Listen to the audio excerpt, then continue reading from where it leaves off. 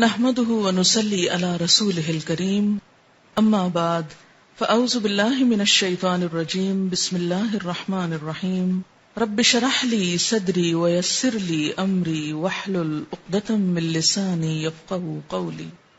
رجب کا مہینہ اور ہمارے معاشرے میں پائے جانے والی عبادات۔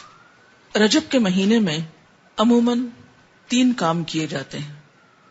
ایک تو 27ویں کی رات کو جاگا جاتا ہے، پھر اگلے دن روزہ رکھا جاتا ہے، رات کو جاگ کر عبادت کی جاتی ہے، اور اس کی وجہ یہ بتائی جاتی ہے کہ اس رات حضور اکرم صلی اللہ علیہ وسلم معراج پر تشریف لے گئے، اور روزہ اسی مناسبت سے ایک فضیلت کا کام سمجھ کر رکھا جاتا ہے۔ تیسری چیز جو اس مہینے میں عام ہے وہ کونڈے کرنا ہے، جن کو امام جعفر رحمت اللہ علیہ کے نام سے منسوب کیا جاتا ہے۔ آج ہم ان تینوں چیزوں کا جائزہ لیں گے کہ ان کی حقیقت کیا ہے اور اس بارے میں ہمارا طرز عمل کیا ہونا چاہیے۔ رات کی عبادت، دن کا روزہ شب معراج کی نسبت سے، اور 22 رجب کو کونڈے کرنا امام جعفر کی نسبت سے۔ ان چیزوں کا جائزہ لینے سے پہلے یہ بات ہم اپنے ذہن میں پھر سے دہرا لیں کہ دین دراصل وہ دین ہے جو اللہ سبحانہ و تعالی نے ہم کو دیا ہے، جو محمد صلی اللہ علیہ وسلم کے ذریعے ہم تک پہنچایا گیا۔ قرآن پاک اس کے بارے میں فرماتا ہے، الیوم اکملت لکم دینکم واتممت علیکم نعمتی وردیت لکم الاسلام دینا۔ آج میں نے تمہارے لیے دین مکمل کر دیا، تم پر اپنی نعمت کو تمام کر دیا، اور تمہارے لیے دین اسلام کو پسند کر لیا۔ اس سے یہ بات پتہ چلتی ہے کہ دین نبی اکرم صلی اللہ علیہ وسلم کے زمانے میں ہی مکمل ہو گیا تھا۔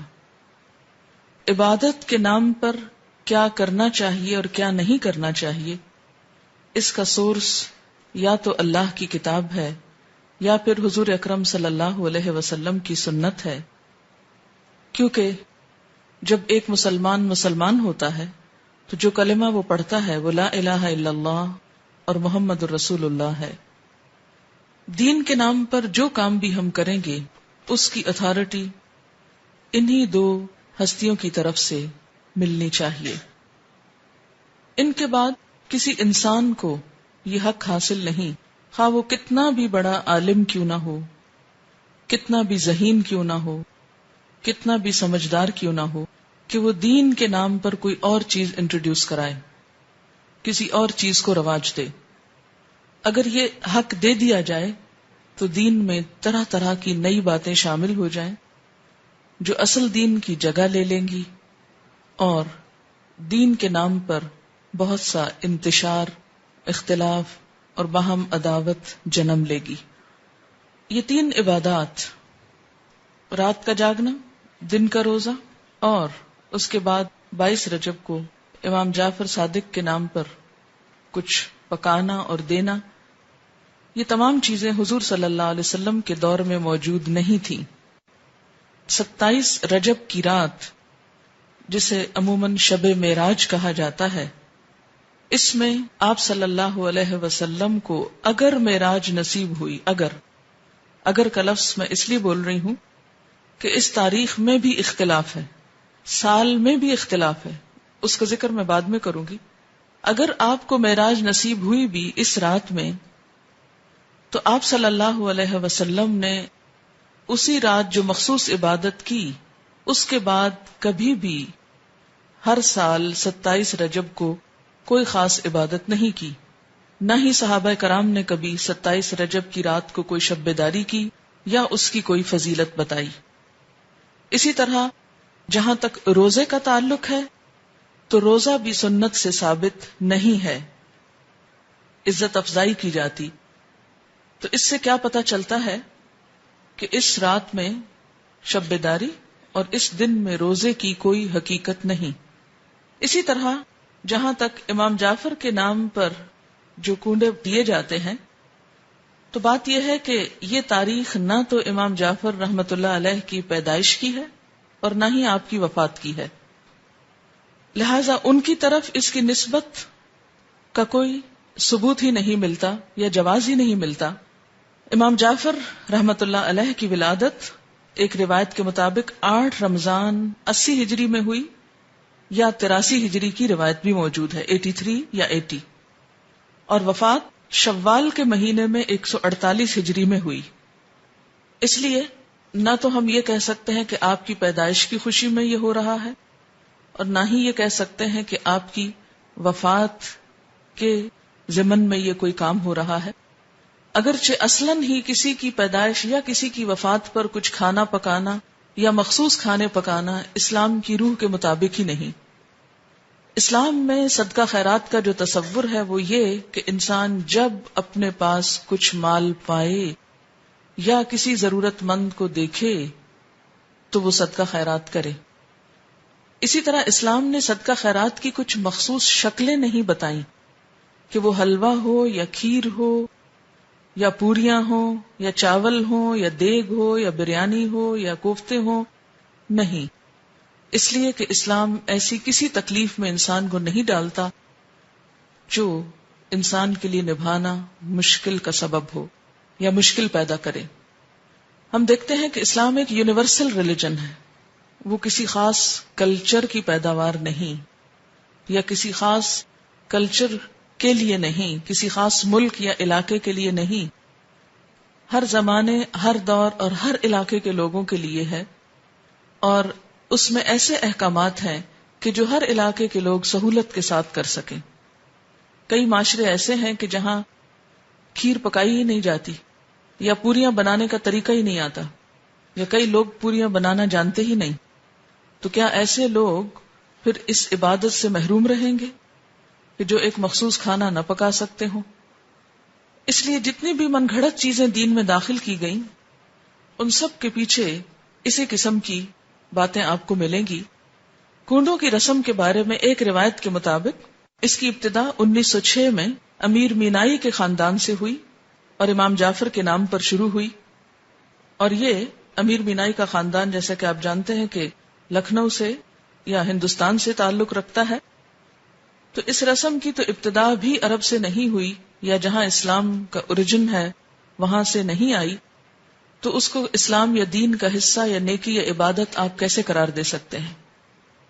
اگر آپ کو کسی کو بھی روح کو ثواب پہنچانا ہے، ان کے لیے صدقہ خیرات کرنا ہے، تو کوئی دن مقرر کرنے کی ضرورت نہیں، جب آپ کا دل چاہے اور جہاں آپ کا دل چاہے، جہاں آپ ضرورت سمجھیں وہاں آپ کر لیں، اور صرف چند مخصوص اشخاص کے لیے ہی نہیں، اس سے زیادہ کے لیے بھی آپ کر سکتے ہیں۔ پھر اسی طرح شب معراج، جس کا تعلق حضور صلی اللہ علیہ وسلم کے آسمان پہ جانے سے ہے، اس کی حقیقت کے بارے میں اور اس کی کچھ تفصیلات کے بارے میں آپ سے بات کروں گی۔ اگر کوئی شخص اس دن کو بہت اہمیت دینا ہی چاہتا ہے تو وہ بھی اپنے عمل پر غور کرے۔ ہم دیکھتے ہیں کہ اس تاریخ کے بارے میں بے شمار اختلافات ہیں، یعنی تاریخ یا مہینہ یا سال کے بارے میں یا اس کے اجزاء کے بارے میں تقریباً 36 اقوال ہیں۔ بعض کے خیال میں یہ ربیع الاول میں ہوئی، بعض نے رمضان کا مہینہ قرار دیا، بعض نے ہجرت سے 1 سال پہلے، بعض نے 1 سال 6 ماہ کہا، بعض نے 1 سال 5 ماہ کہا، کسی نے 1 سال 2 ماہ کہا، کسی نے 3 ماہ کہا، کسی نے 1 سال 4 ماہ کہا، یعنی بے شمار اقوال ہیں اس کے بارے میں۔ ایسا کیوں ہے کہ ایک اتنا بڑا واقعہ ہوا اور اس کی تاریخ بھی صحیح معلوم نہیں؟ تو اس کی بنیادی وجہ کیا ہے؟ اس کی بنیادی وجہ یہ ہے کہ اسلام کے دور اول میں لوگوں کو تاریخوں سے زیادہ دلچسپی نہیں تھی، وہ تاریخیں صرف یاد رکھتے تھے حج کی یا رمضان کی، جس میں مخصوص عبادات کرنا ہوتی تھی۔ اس کے علاوہ کون کس دن فوت ہوا، کس دن پیدا ہوا، یہ چیزیں ان کے نزدیک کچھ بہت اہمیت کی حامل نہیں تھی، یا کون سا واقعہ کس دن ہوا، وہ واقعے کو تو دیکھتے تھے، اس کی روح کو تو دیکھتے، لیکن اس کی تاریخ ان کے نزدیک ایک غیر اہم چیز تھی، کیونکہ ان کے ہاں دن منانے کا رواج ہی نہیں تھا. صحابہ کرام کے اندر ہمارے معاشرے کی طرح دن منانا، اینیورسریز اور اسی طرح برسی اور ولادت کے دن، یہ تمام چیزیں اس کلچر کا حصہ نہیں تھی، یعنی اسلامی کلچر کا. بیسیکلی اسلام میں جو اہم دن ہیں جیسے عیدیں ہیں یا مہینے ہیں، رمضان اور حج کا مہینہ ہے، یا اسی طرح کچھ اور مہینوں کی فضیلت ہے جیسے محرم کے روزوں کی فضیلت ہے، یا ذوالحج کے ابتدائی عشرے کے روزوں کی فضیلت ہے، یا شعبان کے روزوں کی فضیلت ہے، یا ہر مہینے 3 دن ایام 20 کے روزے کی بات آئی ہے. یہ دن تو شریعت نے خود مقرر کر دیے، لیکن اس کے علاوہ باقی چیزیں بعد کے دور میں پیدا ہوئیں. ان کو دین کا حصہ بنا لینا اور ان کے اوپر اس طرح پابندی سے عمل کرنا جیسے نماز کی پابندی کی جاتی ہے، تو یہ دین میں نئی روایات پیدا کرنے کے برابر ہوگا. اگر ہم ایک مشہور روایت کے مطابق مان ہی لیں کہ یہ رات معراج کی رات ہے، تو آئیے دیکھتے ہیں کہ معراج کی رات میں آپ صلی اللہ علیہ وسلم کو کیا کچھ دکھایا گیا. آپ نے بنیادی طور پر اچھے اور برے کام کرنے والوں کے انجام دیکھے. تو احادیث کی کتابوں میں معراج کے بارے میں جو کچھ ملتا ہے اس کی تفصیل آپ کے سامنے رکھوں گی تاکہ اس سے ہم کچھ سبق لیں، کیونکہ وہ ایک سبق آموز واقعہ ہے. اور ان اعمال سے بچیں جن پر سزا آپ صلی اللہ علیہ وسلم نے دیکھی اپنی آنکھوں سے، اور وہ کام کریں جن پر جزا آپ صلی اللہ علیہ وسلم نے اپنی آنکھوں سے دیکھی. قرآن پاک میں اللہ سبحانہ وتعالی نے فرمایا، سبحان الذی اسری بعبدہ لیلا من المسجد الحرام الى المسجد الاقصى الذی بارکنا حولہ لنریہ من آیاتنا انہ هو السمیع البصیر. سورۃ بنی اسرائیل. پاک ہے وہ خدا جو اپنے بندے کو رات ہی رات مسجد حرام سے مسجد اقصی تک لے گیا، جس کے آس پاس ہم نے برکت رکھی ہے تاکہ ہم اسے اپنی قدرت کے بعض نمونے دکھائیں. یقیناً اللہ تعالیٰ ہی خوب سننے والا اور دیکھنے والا ہے. ان آیات میں جس واقعے کی طرف اشارہ ہے وہ واقعہ اسراء کے نام سے مشہور ہے. اسراء کا لفظی معنی ہے رات کو سفر کرنا، رات کو چلنا. اس میں بنیادی طور پر مسجد حرام سے مسجد اقصی تک جانے کی بات ہے. احادیث کی کتابوں سے پھر مسجد اقصی سے آگے آسمانوں تک جانے کی بات ہے. اس سفر کا مقصد کیا تھا؟ قرآن پاک میں آیا ہے لِنُرِيَهُ مِنْ آیاتنا، تاکہ ہم آپ صلی اللہ علیہ وسلم کو اپنی نشانیاں دکھائیں، اپنی آیات دکھائیں. تو پھر اگر ہم مانیں کہ معراج رجب میں تھی اور اس رات میں تھی، تو اصل چیز تو پھر وہ واقعہ ہے جو پیش آیا. اور پھر واقعہ میں بھی صرف واقعہ نہیں، اس کا مقصد کہ کیوں یہ واقعہ پیش آیا. اور وہ واقعے کا مقصد کیا ہے؟ لِنُرِيَهُ مِنْ آیاتنا، تاکہ ہم آپ صلی اللہ علیہ وسلم کو اپنی نشانیاں دکھائیں. آپ نے دیکھی، ہم کو بتائیں. ہم کو بھی دیکھنی چاہیے کہ آپ نے کیا دیکھا، ہم کو معلوم ہونا چاہیے. اسی طرح سورۃ النجم میں اس واقعے کی طرف کچھ اشارہ ملتا ہے. وَالنَّجْمِ إِذَا هَوَى مَا ضَلَّ صَاحِبُكُمْ وَمَا غَوَى وَمَا يَنطِقُ عَنِ الْهَوَى إِنْ هُوَ إِلَّا وَحْيٌ يُوحَى عَلَّمَهُ شَدِيدُ الْقُوَى ذُو مِرَّةٍ فَاسْتَوَى وَهُوَ بِالْأُفُقِ الْأَعْلَى ثُمَّ دَنَا فَتَدَلَّى فَكَانَ قَابَ قَوْسَيْنِ أَوْ أَدْنَى فَأَوْحَى إِلَى عَبْدِهِ مَا أَوْحَى مَا كَذَبَ الْفُؤَادُ مَا رَأَى أَفَتُمَارُونَهُ عَلَى مَا يَرَى وَلَقَدْ رَآهُ نَزْلَةً أُخْرَى عند سدرة المنتهى عندها جنة المأوى إذ يغشى السدرة ما يغشى ما زاغ البصر وما طغى لقد رأى من آیات ربه الكبرى. ان آیات میں آپ صلی اللہ علیہ وسلم کے آسمانوں کی طرف جانے کا اور وہاں پر سدرۃ المنتہا اور اس کے آس پاس کی چیزوں کو دیکھنے کا اشارہ ملتا ہے. اور اس کے بھی آخر میں جو بات فرمائی گئی وہ کیا ہے؟ لقد رأى من آیات ربہ الکبریٰ. آپ صلی اللہ علیہ وسلم نے دیکھی کیا؟ اپنے رب کی بڑی بڑی نشانیاں. اور آپ کو معراج کیوں کروائی گئی تھی؟ آسمانوں پہ کیوں لے جایا گیا؟ یہ سب منظر کیوں دکھایا گیا؟ تاکہ آپ عین الیقین کچھ حقائق کو ملاحظہ فرمائیں اور پھر واپس آ کر لوگوں کو بتائیں اور لوگ ان سے فائدہ اٹھائیں. اس کا ترجمہ ہے، قسم ہے ستارے کی جب وہ جھکے کہ تمہارے ساتھی نے نہ راہ گم کی ہے اور نہ ٹیڑھی راہ پر ہے اور نہ اپنی نفسانی خواہش سے کوئی بات کہتے ہیں. یعنی یہ پہلے ہی وضاحت کر دی گئی کہ آپ اپنی کوئی من گھڑت دل کی باتیں نہیں کرتے. وہ قرآن تو صرف وہی ہے جو اتاری جاتی ہے، اسے پوری طاقت والے فرشتے نے سکھایا ہے جو زور آور ہے.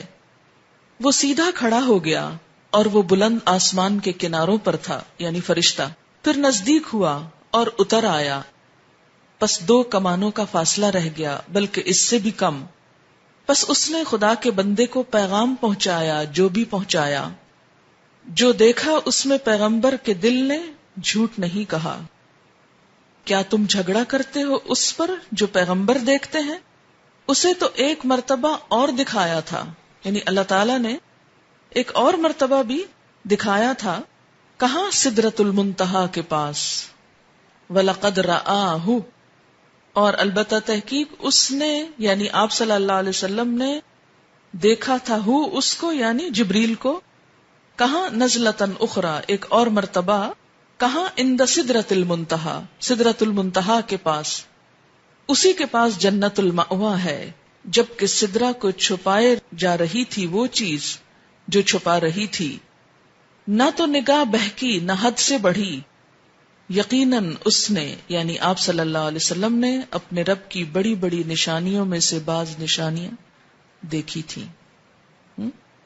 یہ تو ہے قرآن کا بیان، لیکن باقی تفصیلات کہ وہ نشانیاں کیا تھیں، قرآن نے صرف کیا ذکر کیا کہ نشانیاں دیکھی. وہ نشانیاں کیا تھیں وہ احادیث کی کتابوں میں ہیں.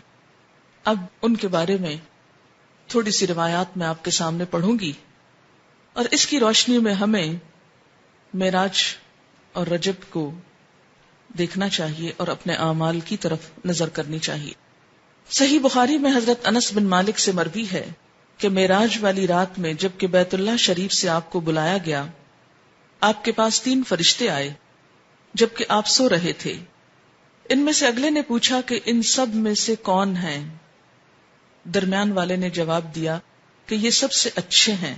تو سب سے آخر والے نے کہا بس پھر ان کو لے چلو. یعنی آپ اور لوگوں کے قریب سوئے ہوئے تھے، اسی لیے فرمایا کون ہے، پہچان کے پھر آپ کو لے چلے. اس رات میں صرف اتنا ہی ہوا، آپ نے انہیں دیکھا نہیں. دوسری رات پھر یہ تینوں آئے، اس وقت بھی آپ سو رہے تھے، لیکن آپ کا سونا اس طرح کا تھا کہ آنکھیں سو رہی تھیں اور دل جاگ رہا تھا. تمام انبیاء کی نیند ایسی ہی ہوتی ہے. اس رات انہوں نے آپ سے کوئی بات نہیں کی اور آپ کو اٹھا کر زمزم کے پاس لٹایا. سینہ گردن تک خود جبریل علیہ السلام نے اپنے ہاتھ سے چاک کیا. یہ شق صدر کا واقعہ دوسری مرتبہ ہوا، ایک مرتبہ بچپن میں بھی. اور سینہ اور پیٹ کی تمام چیزیں نکال کر انہیں اپنے ہاتھ سے زمزم کے پانی سے دھویا. جب خوب پاک صاف کر چکے تو آپ کے پاس ایک سونے کا تشت لایا گیا جس میں سونے کا ایک بڑا پیالہ تھا جو حکمت اور ایمان سے پر تھا. اس سے آپ کے سینے کو اور گلے کی رگوں کو پر کر دیا، پھر سینے کو سی دیا. اس دور میں تو یہ بات جب آپ نے بتائی تو لوگوں کے ایمان ہل گئے اور لوگوں کو سمجھنے بھی مشکل ہو گئی. اگر اس دور کے لوگوں کو یہ بتایا جاتا کہ 1400 سال بعد کچھ لوگ ایسے پیدا ہوں گے جو عام انسانوں کے بھی سینے چیر کر ان کے دل نکال کر بدلیں گے، تو ان کے ایمان شاید متزلزل ہو جاتے اور کوئی یقین نہ کرتا. آج اگر انسان نے یہ مہارت حاصل کر لی ہے تو فرشتوں کے لیے یہ کام آخر کیوں مشکل ہے جو زمین سے آسمان اور آسمان سے زمین تک آتے جاتے ہیں. مسلم کی روایت ہے کہ پھر آپ کے پاس ایک تیز رفتار سواری لائی گئی جس کا نام براق تھا، جو صحیح معنوں میں برق رفتار تھا. منتہائے نظر پر ایک قدم رکھتا تھا، یعنی اس کا ایک قدم کہاں ہوتا تھا؟ کہ جہاں نگاہ جا کے ٹکتی تھی ایک یہاں اور ایک وہاں، یعنی اتنا تیز رفتار. حضرت جبریل علیہ السلام نے اس کو پکڑ کر حضور صلی اللہ علیہ وسلم کو سوار ہونے کے لیے کہا. آپ نے سوار ہونے کا جب ارادہ کیا تو وہ براق کسی قدر شوخی اور تیزی کرنے لگا.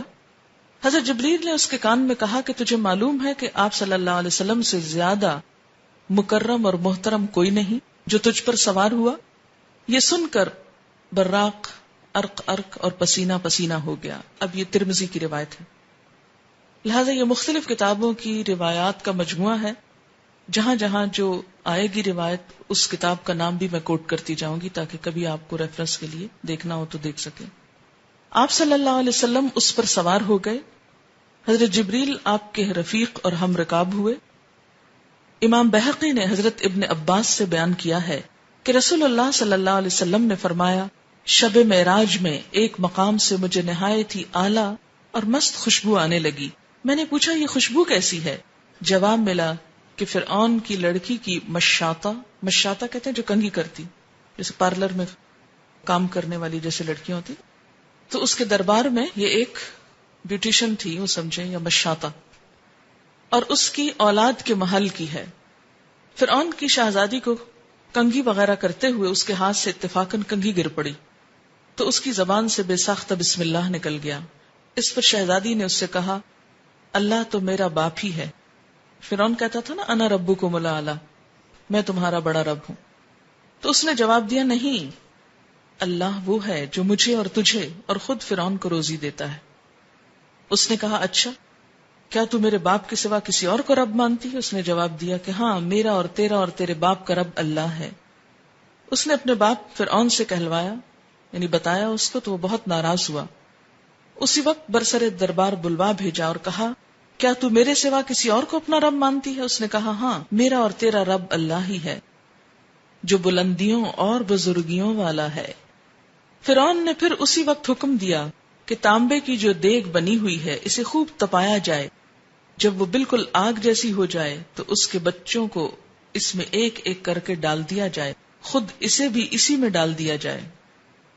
فرعون کے بارے میں قرآن میں آتا ہے نا انہ طغی، سرکش ہو گیا ہے اور بہت شدید قسم کی سزائیں دیتا تھا اپنے لوگوں کو. چنانچہ وہ گرم کی گئی.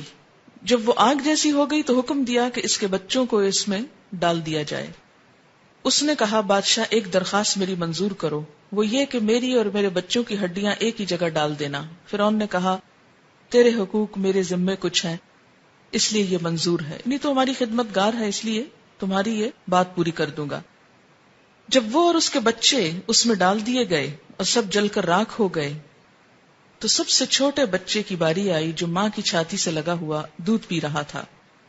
فرعون کے سپاہیوں نے جب اسے گھسیٹا تو اس نیک بندی کی آنکھوں تلے اندھیرا چھا گیا. خدا نے اس بچے کو اس وقت زبان دی. اس نے بآواز بلند کہا اماں جان افسوس نہ کرو، ذرا برابر بھی پسو پیش نہ کرو، حق پر جان دینا ہی سب سے بڑی نیکی ہے. چنانچہ اسے صبر آ گیا، اسے بھی اس میں ڈال دیا گیا اور آخر میں ان بچوں کی ماں کو بھی، رضی اللہ عنہم اجمعین. یہ خوشبو کی مہکیں اسی کے جنتی محل سے آ رہی ہیں. آپ نے اس واقعے کے ساتھ ہی بیان فرمایا کہ 4 چھوٹے بچوں نے گہوارے میں بات کی تھی. ایک تو یہی بچہ، ایک وہ جس نے حضرت یوسف کی شہادت دی تھی، اور ایک وہ بچہ جس نے حضرت جریج ولی اللہ کی پاک دامنی کی شہادت دی تھی. ان پہ الزام لگا تھا. اور حضرت عیسیٰ ابن مریم علیہ السلام، اس کا ذکر تفسیر ابن کثیر میں موجود ہے. اس کے بعد براق لایا گیا دوبارہ. آپ اس پر سوار ہو کر آسمان تک پہنچے، پہلے آسمان تک. جبریل علیہ السلام نے آسمان کا دروازہ کھلوایا. فرشتوں کی طرف سے پوچھا گیا کون ہے؟ حضرت جبریل نے فرمایا میں جبریل ہوں. پوچھا گیا ساتھ کون ہے؟ بتایا گیا محمد صلی اللہ علیہ وسلم ہے. پوچھا گیا ان کے پاس پیغام الہی دے کر بھیجا گیا؟ جبریل نے کہا ہاں. یہ بخاری کی روایت ہے. یعنی پھر آپ کے لیے دروازہ کھولا گیا. بخاری کی روایت میں ہے کہ فرشتوں نے یہ سن کر کہا مرحبا، آپ بہت اچھا آئے، ویلکم. دروازہ کھول دیا گیا. آپ فرماتے ہیں کہ میں وہاں پہنچا تو حضرت آدم علیہ السلام موجود تھے. جبریل علیہ السلام نے کہا یہ آپ کے باپ آدم ہیں، ان کو سلام کیجئے. میں نے سلام دیا. آپ نے جواب دیا اور کہا مرحبا فرزند صالح، نبی صالح. بخاری کی روایت میں ہے پھر مجھ کو جبریل لے کر آگے بڑھے، دوسرے آسمان تک پہنچے اور اسی طرح سوال جواب ہوا اور دروازہ کھولا گیا۔ وہاں آپ کو عیسیٰ علیہ السلام اور یحییٰ علیہ السلام ملے، جو دونوں باہم خالہ زاد بھائی بھی ہیں۔ جبریل علیہ السلام نے کہا، یہ یحییٰ اور عیسیٰ علیہ السلام ہیں، ان کو سلام کیجیے۔ میں نے سلام کیا، دونوں نے جواب دیا۔ پھر کہا کہ مرحبا برادر صالح اور نبی صالح، اور پھر اسی طرح ان سے کچھ باتیں ہوئیں، اور ان کو برادر اس لیے کہا گیا، بھائی اس لیے کہا گیا کہ آپ ان کے ڈسینڈنٹ نہیں، یعنی وہ دوسری نسل سے ہیں۔ بخاری میں ہے کہ مجھ کو جبریل علیہ السلام تیسرے آسمان کی طرف لے کر چڑھے اور دروازہ کھلوایا۔ پوچھا گیا کون؟ جبریل نے کہا میں ہوں۔ پوچھا گیا تمہارے ساتھ کون؟ انہوں نے کہا محمد صلی اللہ علیہ وسلم۔ پوچھا گیا ان کے پاس پیغام الہی ہے؟ جبریل نے کہا ہاں۔ فرشتوں نے کہا مرحبا، آپ بہت اچھا آئے۔ دروازہ کھولا گیا، وہاں پہنچا تو دیکھا کہ یوسف علیہ السلام موجود ہیں۔ جبریل علیہ السلام نے کہا یہ یوسف علیہ السلام ہے، ان کو سلام کیجیے۔ میں نے سلام کیا، انہوں نے جواب دیا۔ انہوں نے کہا مرحبا برادر صالح اور نبی صالح، کیونکہ وہ بھی بنی اسرائیل میں سے تھے، اس لیے بھائی کہہ رہے ہیں۔ بخاری کی روایت میں کہ جبریل علیہ السلام مجھ کو لے کر آگے بڑھے، چوتھے آسمان پر اسی طرح سوال جواب ہوا، اور وہاں پر حضرت ادریس علیہ السلام موجود تھے، سلام دعا ہوئی، اور اسی طرح کہا برادر صالح اور نبی صالح۔ پھر جبریل علیہ السلام آگے بڑھے پانچویں آسمان تک، وہاں بھی اسی طرح سلام دعا ہوا، وہاں پر ہارون علیہ السلام موجود تھے، انہوں نے بھی برادر صالح اور نبی صالح کہہ کر ویلکم کیا۔ پھر آگے چڑھے چھٹے آسمان تک، دروازہ کھلوایا گیا اور اسی طرح سوال جواب ہوا، اور یہاں پر موسیٰ علیہ السلام تھے۔ جب وہ ان کو چھوڑ کر آگے بڑھے تو وہ رونے لگے۔ پوچھا کیا ہے، آپ کے رونے کی وجہ کیا ہے؟ انہوں نے کہا میں اس لیے روتا ہوں کہ ایک نوجوان پیغمبر میرے بعد مبعوث ہوئے جن کی امت کے جنت میں داخل ہونے والے میری امت کے جنت میں داخل ہونے والوں سے زیادہ ہوں گے، تو مجھ کو اپنی امت پر حسرت ہے، یعنی بنی اسرائیل پر، کہ انہوں نے میرا اس طرح اتباع نہ کیا جس طرح حضور صلی اللہ علیہ وسلم کی امت آپ کی اطاعت کرے گی۔ اسی لیے میری امت کے ایسے لوگ جنت سے محروم رہے تو ان کے حال پہ رونا آتا ہے۔ پھر ساتویں آسمان پر پہنچے تو وہاں پر ابراہیم علیہ السلام کو پایا، کہا گیا ان کو سلام کیجیے، آپ نے ان کو سلام کیا، انہوں نے کہا فرزند صالح اور نبی صالح، یعنی بیٹا کہہ کے پکارا، اور آپ اپنی کمر بیت المعمور سے ٹیک کر بیٹھے ہوئے تھے۔ ایک اور حدیث میں آتا ہے نا کہ ساتویں آسمان پر بیت المعمور ہے، خانہ کعبہ کی طرح، اور وہاں ہر روز 70,000 فرشتے طواف کرتے ہیں۔ تو ابراہیم علیہ السلام نے چونکہ دنیا میں بیت اللہ بنایا تو اس کے اعزاز میں آپ کو ساتویں آسمان پر جو بیت اللہ ہے وہاں پر رکھا گیا۔ مسلم کی روایت ہے کہ بیت المعمور میں ہر روز 70,000 فرشتے داخل ہوتے ہیں۔ بخاری کی روایت میں یوں ہے کہ میں ایک ایسے ہموار میدان میں پہنچا جہاں میں نے قلموں کے لکھنے کی آواز سنی۔ اللہ تعالیٰ نے مجھ پر اور میری امت پر 50 وقت کی نمازیں فرض کی۔ مسند احمد کی روایت میں ہے کہ سورۃ بقرہ کی آخری آیتیں کون سی بلا؟ آمن الرسول، وہ مجھ کو عنایت ہوئی، اور یہ بات کہ جو شخص آپ کی امت میں سے اللہ تعالیٰ کے ساتھ کسی کو شریک نہ کرے اس کے گناہ معاف ہو جائیں گے۔ مسلم میں ہے کہ آپ سے یہ وعدہ بھی کیا گیا تھا کہ جو شخص کسی نیکی کا ارادہ کرے اور کسی وجہ سے نہ کر سکے تب بھی اس کو ایک نیکی کا ثواب ملے گا، اور جب گناہ کا ارادہ کرے اور اس گناہ کو نہ کرے تو گناہ نہیں لکھا جائے گا، اگر کیا تو ایک ہی گناہ لکھا جائے گا۔ بعض روایات سے یہ پتہ چلتا ہے کہ آپ نے اللہ تعالیٰ کو بھی دیکھا، لیکن جو زیادہ ترجیح والی روایات ہیں وہ کیا ہیں کہ آپ صلی اللہ علیہ وسلم نے صرف کلام فرمایا۔ آپ نے جنت اور دوزخ کو دیکھا، جہنم میں زیادہ تر ناشکر گزار عورتیں نظر آئیں، جنت میں زیادہ تر غرباء اور مساکین دکھائی دیے۔ بہرحال آپ نے بہت سے عجائبات، اللہ کی نشانیوں کو دیکھا اور واپس ہوئے۔ واپس آتے ہوئے موسیٰ علیہ السلام سے ملاقات ہوئی تو انہوں نے دریافت کیا کہ آپ کو کیا حکم ملا؟ میں نے کہا ایک دن رات میں مجھ پر اور میری امت پر 50 نمازیں فرض کی گئیں۔ حضرت موسیٰ نے فرمایا آپ کی امت ایک دن رات میں 50 نمازیں نہ پڑھ سکے گی، میں بنی اسرائیل سے خوب تجربہ کر چکا ہوں۔ آپ اپنے رب کے پاس واپس جائیے، کمی کی درخواست کیجیے۔ موسیٰ علیہ السلام کے فرمانے پر میں اللہ تعالیٰ کے پاس واپس گیا اور کمی کی درخواست کی، اللہ تعالیٰ نے میری درخواست کو قبول کیا، نمازوں میں تخفیف فرمائی۔ میں واپس آیا تو موسیٰ علیہ السلام نے پوچھا کتنی کم ہوئی؟ میں نے کہا 10۔ انہوں نے کہا ابھی بھی بہت ہے، واپس جائیے۔ پھر اللہ تعالیٰ نے 10 اور کم کر دی. پھر میں واپس آیا, پوچھا اب کتنی ہیں؟ تو ان کے دریافت کرنے پر میں نے کہا کہ اتنی نمازوں کی کمی ہو گئی. موسیٰ علیہ السلام نے کہا پھر جا اور کمی کراؤ. پھر معافی کی اپیل کی گئی, اور اس طرح پھر 10 اور ایک دفعہ میں 5 اور باقی 5 رہ گئی. موسیٰ علیہ السلام نے کہا ابھی بھی کمی کراؤ, کہ لوگ 5 بھی نہیں پڑھیں گے. میں نے کہا مجھے اب شرم آتی ہے, جتنا اللہ تعالیٰ نے فرض کیا میں اس پہ راضی ہوں. آپ فرماتے ہیں کہ جب میں وہاں سے واپس آیا تو ایک پکارنے والے نے پکار کر کہا میں نے اپنا فرض پورا کر دیا, بندوں سے تخفیف کر دی, 5 نمازیں 50 کے برابر ہیں. پھر میں جہاں سے گیا تھا وہیں واپس آ گیا. اور جس وقت واپس آ کر آپ نے لوگوں کو خبر دی تو بہت سے ایمان والوں کے ایمان متزلزل ہو گئے کہ یہ کیسے ممکن ہے. اور ہو سکتا ہے کہ اب بھی یہ باتیں سن کر بہت سے لوگوں کے دل ہل گئے ہوں کہ یہ بھلا کیسے ہو سکتا ہے کہ آپ نے یہ سب کچھ دیکھ لیا. بات یہ ہے کہ مشکل اسی وقت ہو سکتی ہے جب انسان اللہ تعالی کی قدرت پر شک کرے, اور اگر اس بات کا یقین ہو کہ اللہ کے ہاں کچھ بھی مشکل نہیں, کن کہہ کے وہ کچھ بھی کر سکتا ہے, کسی سے کرا سکتا ہے, ایک اشارے میں اوپر سے نیچے اور نیچے سے اوپر تہ و بالا ہر چیز کو کر سکتا ہے. مسلم میں ہے کہ حضور صلی اللہ علیہ وسلم فرماتے ہیں جب میں نے معراج کا یہ واقعہ مشرکین مکہ کو سنایا تو انہوں نے اس کی تردید کی اور تکذیب کی, اور بیت المقدس کی علامتیں دریافت کرنا شروع کر دی کہ کیسا ہے بیت المقدس. تو اللہ تعالیٰ نے بیت المقدس کو میرے سامنے ظاہر فرمایا, اور جو باتیں اور نشانیاں مشرکین دریافت کرتے میں دیکھ دیکھ کر بتاتا جاتا. ان تمام بیانات سے یہ بات یقینی طور پر ثابت ہو گئی کہ حضور صلی اللہ علیہ وسلم نے بحکم خدا مکہ سے بیت المقدس اور وہاں سے 7ویں آسمان پر تشریف لے جا کر اسی شب کو واپس تشریف لائے. آپ جسم سمیت گئے, جسم سمیت آئے. یہ محض خواب نہ تھا بلکہ روح جسم کی بیداری کی حالت کے ساتھ گئے, اور قرآن پاک میں بھی اسی کا ذکر ملتا ہے, کیونکہ قرآن پاک میں آتا نا سبحان الذی اسری بعبدہ, تو عبد کس کو کہتے ہیں؟ روح کو. اب سے مراد روح اور جسم دونوں ہیں.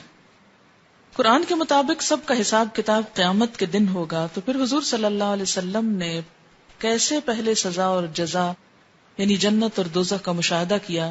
یہ کون لوگ تھے جن کا حساب پہلے ہوا؟ اس میں یہ وہ لوگ بھی ہو سکتے ہیں جو دنیا سے مر کے جا چکے ہیں, برزخ میں ہیں, اور ان کو وہاں ان کے اعمال کے مطابق سزا لیتے ہوئے دکھا دیا گیا. اگرچہ سب کا فیصلہ قیامت کے دن ہوگا, لیکن اگر کچھ لوگوں کو بطور مثال وہاں اللہ تعالیٰ نے پہلے فیصلہ کر کے ڈال دیا تو اس میں کیا مشکل ہے؟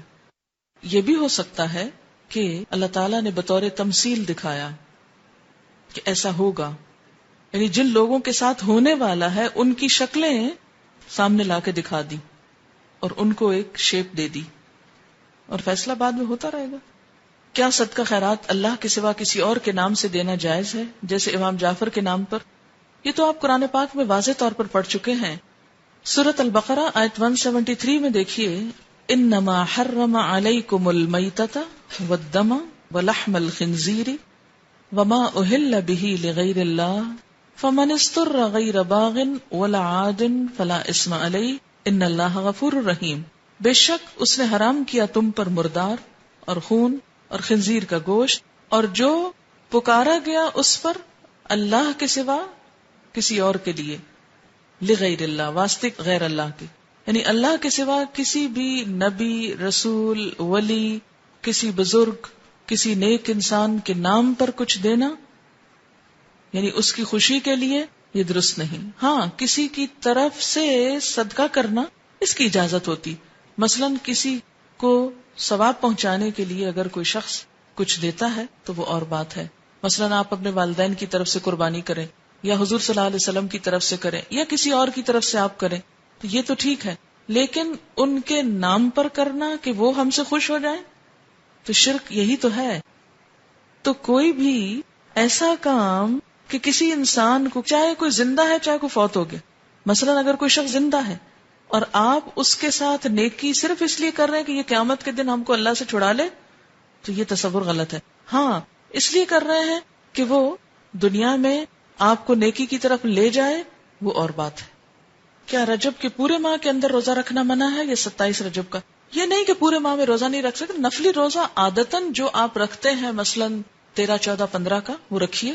اگر آپ کو عادت ہے سوموار یا جمعرات کے روزے کی رکھیے، لیکن مخصوص اس تاریخ کو ہی روزہ رکھنا یہ نہیں ہونا چاہیے. وآخر دعوانا ان الحمد للہ رب العالمین. سبحانک اللہم وبحمدک نشہد ان لا الہ الا انت نستغفرک ونتوب الیک. والسلام علیکم ورحمۃ اللہ وبرکاتہ.